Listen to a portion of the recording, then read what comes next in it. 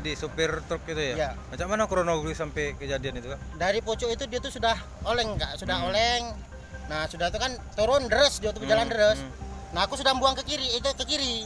Nah, dia semakin aku ke kiri, dia semakin ke kanan. Jadi begitu datang langsung mata kanan yo. Mata kanan, yo.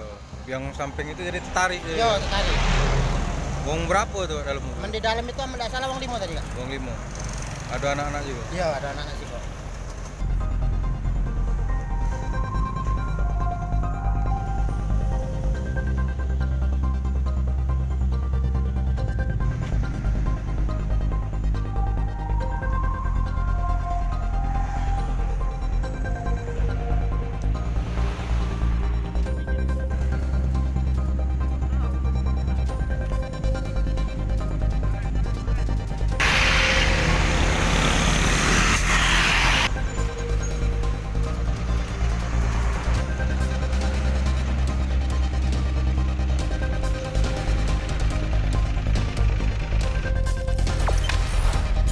Jangan lupa subscribe, share, komen, dan like ya.